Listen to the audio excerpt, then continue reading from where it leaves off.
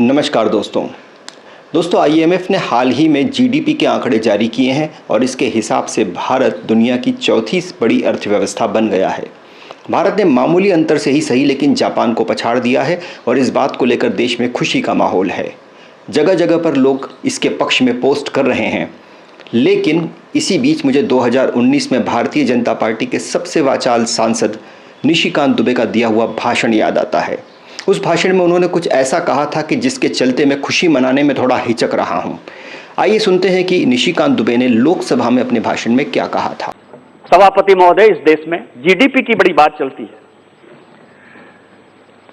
GDP 1934 में आया। इसके पहले कोई जीडीपी नहीं था, पूरी दुनिया में कोई जीडीपी नहीं था। और जीडीपी के जो प्रतिपादक थे अमेरिका, 1913 तक वहां कोई टैक्स नहीं था।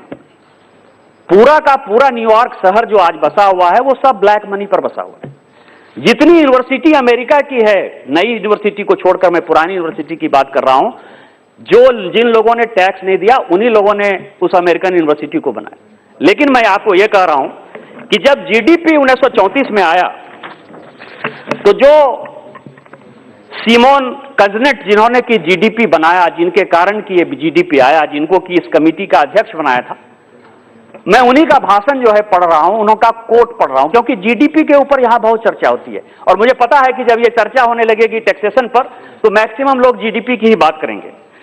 उन्होंने कहा कि the boundaries of a nation in national income are still to be defined and a number of other services in addition to those listed above might also be considered a proper part of national economy's end product. He went on to list services of housewives and other members of the family, relief and charity, services of owned durable goods, earnings from odd jobs and earning from illegal pursuits, among others. He stated reasons for excluding these things from the GDP. And he said, the valuable capacity of human mind to simplify a complex situation in a compact characterization becomes dangerous when not controlled in terms of definitely stated criteria. With quantitative measurements, especially the definiteness of the result suggests often misleadingly. ये कटनेज साहब ने कहा कि GDP को ही केवल Bible मान लेना, रामायण और महाभारत मान लेना सत्य नहीं है और फ्यूचर में जीडीपी का कोई बहुत ज्यादा उपयोग नहीं होगा। और इससे आगे मैं आपको बता रहा हूं कि अमेरिका के जो राष्ट्रपति थे, अमेरिका के जो राष्ट्रपति थे रूजवेल्ट, केनेडी ने 1968 में, दादा ये आपकी जानकारी के लिए कि जीडीपी का कोई मतलब नहीं है इस दुनिया में, मैं केनेडी का मार्च 18, 1968 का जो है स्टेटमेंट पढ़ रहा हूं कि our gross national product counts air pollution and cigarette advertising and ambulance to clear our highways of carnage. It counts special locks for our doors and the jails for the people who break them. It measures neither our wit nor our courage, neither our wisdom nor our learning. ये GDP के बारे में कहा है Kennedy ने 1968.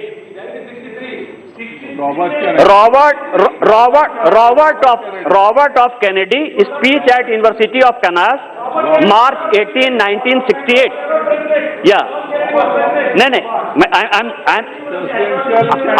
I'm just saying. He was presidential candidate and he was the head of this GDP in America. America formed the committee in 19. Please.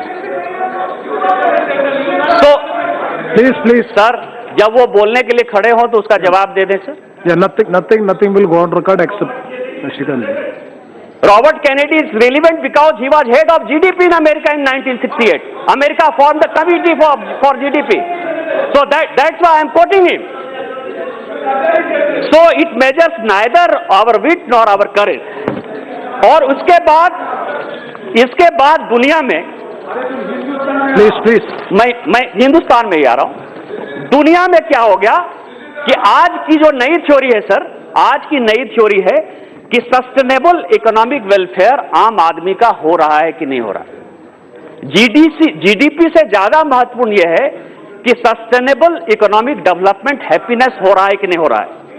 और यही 1989 से लेके दिल्ली एंड गॉब जो कि इस थ्योरी को आगे बढ़ा रहे हैं और जिसके आधार पर कि भूटान ने हैप्पीनेस इंडेक्स बनाया है सर। और मैं आपसे पूछना चाहता हूं, ये सरकार आने के बाद सभी गांव में शौचालय सभी गरीबों के बने या नहीं बने? लोगों को 1 रुपया किलो चावल मिल रहा है कि नहीं मिल रहा है? 2022 तक सबों को मकान मिलेगा कि नहीं मिलेगा? प्लीज कहूं सभी घरों में 2024 तक ये सरकार का टारगेट है कि नहीं पीने का पानी मिलेगा? आयुष्मान भारत में सभी गरीबों को इंश्योरेंस कवर 5 लाख का फैमिली में मिल रहा है कि नहीं मिल रहा है? बिजली सभी घरों में लग गया कि नहीं लग गया? सभी घरों में गैस चूल्हा लगा कि नहीं लगा? और यही एक थ्योरी है सर जो कि नई थ्योरी है जिसको सस्टेनेबल इकोनॉमिक वेलफेयर कहते हैं। इसीलिए जो जीडीपी की थ्योरी है, जीडीपी जिसने बनाया कटनेज, उसको भी जीडीपी के ऊपर विश्वास नहीं था और अमेरिका जिसने इसके ऊपर लाया, ये जीडीपी जो है हम आम गांव गरीब किसान महिला को सुविधा दे पा रहे हैं कि नहीं दे पा रहे हैं। इसीलिए जो भी लोग जीडीपी की थ्योरी की बात करते हैं वो गलत बात करते हैं। जीडीपी का इस देश के लिए कोई मतलब नहीं है।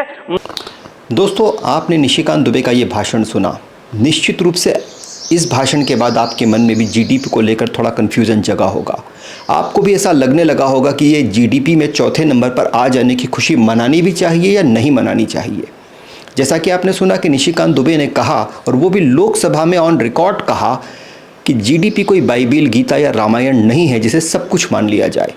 उनका कहना था कि जीडीपी के अलावा भी बहुत सारे पैरामीटर्स होते हैं जिनके आधार पर यह तय किया जाता है कि अर्थव्यवस्था किधर जा रही है। दरअसल निशिकांत दुबे का ये भाषण उस समय का है जब देश की जीडीपी की दर 5% के आसपास थी और विपक्ष ने इसे मुद्दा बना रखा था।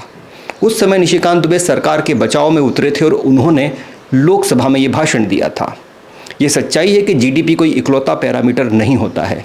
अगर ये सच्चाई है और सरकार इसे स्वीकार करती है जैसा कि निशिकांत दुबे ने कहा था लोकसभा में, तो फिर ये सोचने वाली बात है कि जीडीपी में दुनिया में चौथे नंबर पर आ जाने की खुशी मनानी भी चाहिए या नहीं मनानी चाहिए।